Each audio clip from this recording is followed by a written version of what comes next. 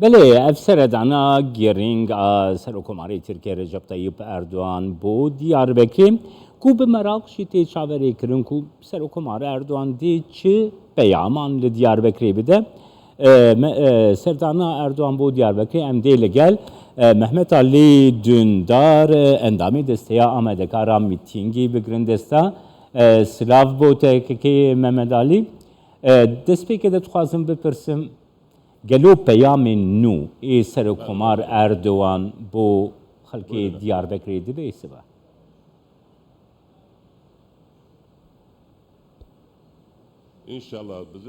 İnşallah çawrwanî ême çawrwanî Diyarbekir ew ye ke berê Serokkomarman peyamî nû rabigênêt 15 roja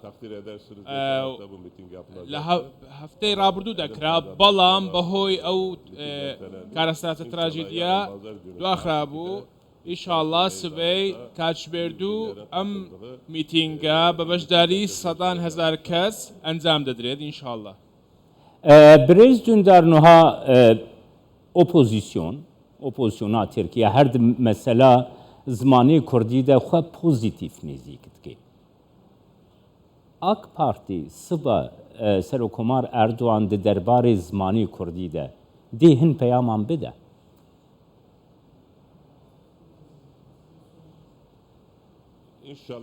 İnşallah çawarê dekeyn برای سرکومارمان رجب طیب اردوغان لەبارەی پرسی کورد هەر لە ساڵی 2015ەوە لە کاتێکدا هیچ کەسێک باسی کورد نەدەکرد برای سەرۆکۆمارمان لە کاتی کردنەوەی خزمەتگوزاری پرۆژەی خزمەتگوزاری لەبارەی کورد پرسی خۆی ڕاگەیاند بە شێوەیەکی ئاشکرا و پێشتر بە هیچ حکوومەتێک و هیچ سەرۆک حکوومەتێک ئەمەی ڕانەگەیاند بەڵام ئەو کردی بێگومان چاوەڕوانی ئێمە ئەوەیە کە سبەی بابەتێکی دیکە فراوانتر بکرێتەوە.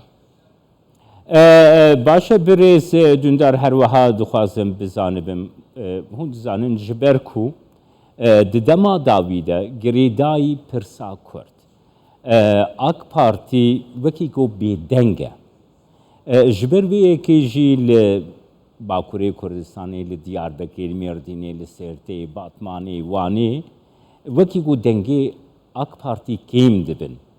Divê derbarê de ger dîtinate bigirim ku AK Partî gelo divê prosê divê pêngavê nû wê rabigîne. Yani onu o şekilde بەو شێوەیە بەو شێوەیە ناکرێت بیری لێ بکەنەوە چونکە پرسی کورد و کرانەوەی کورد بێگومان لە ساڵی 2013 لەگەڵ پرسی چارەسەری بە شێوەیەکی دووبارە لایە سەرۆکۆمارەوە نەک تەنها دەستی بەڵکوم بە هەموو لەستەیەوە بۆ ئەم مەبەستە کاری کرد و هەنگاوینە لەوانەیە لە ئێستادا بێدەنجی AK پارتی بۆ ئەوەیەکەوە کاتی خۆی بێت بێگومان پرسی دیکە ئاشکرا بکرێت یاخود ڕابگەێنرێت. برێز دوندار li cem Kurdan fikrek heye dîtinek heye dibêjin ku AK Partî ji ber ku bi MHP re di ittifaqê de ye MHP pêşiyê li pêngavên AK Partî jî digire. Gelo tê çi bêjî divê derbarê?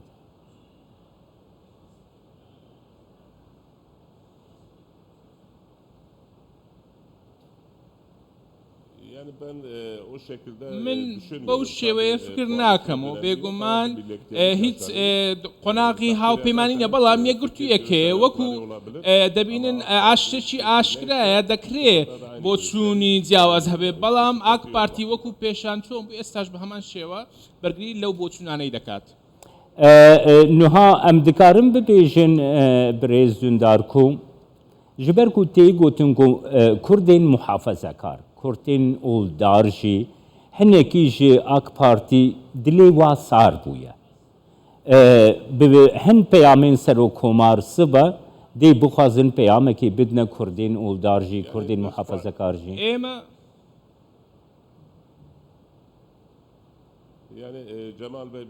بەڕێز جەمال وەکو حزب ئێمە بەو شێوەیە بیر ناکەینەوە بێگومان ئەو باسی کە دەکەن سەبار بە ئەو کوردانی پارێزگارن بە شێوەیەکی گشتگیر سەریان دەکەین و بە هیچ شێوەیەک جیاکاری ناکەین وەکو پارت وەکو پێشتر باسم کرد کاتی خۆی بێت و شوێنی خۆی بێت بێگومان بەیانیش لەم بارەیەوە بەڕێز سەرۆک کۆمارمان لەبارەی پرسی کورد و لەبارەی ئەو بابەتانەی کە باستان کردووە زیاتر زانیاری سوودبەخشترمان پێدەگەینێت. هون گرنگیا دنگین کرد برێزوندار گرنگیا دنگین کرد وێ هەلبژارتنێ de çawa dibînin hem ji bo serokkomariyê hem jî ji bo hilbijartinên parlamento.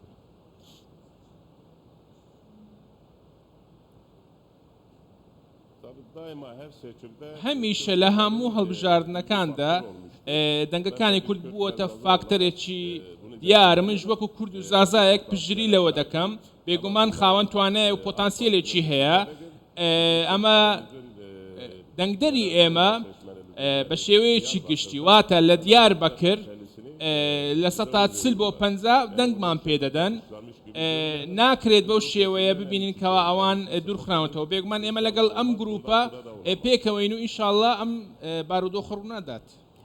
Birêzundar ev îstatîstîkên gotê nekirin. Yani wisa diyar dikin ne îtîfaqa cumhur ne jî îtîfaqa millet nikarin dengên sedî pêncî zêde yek bigirin. Divê derbarê de yani ger ez giringiya dengên Kurd li gel te bipîsim ti çawa de nirxînî divê derbarê.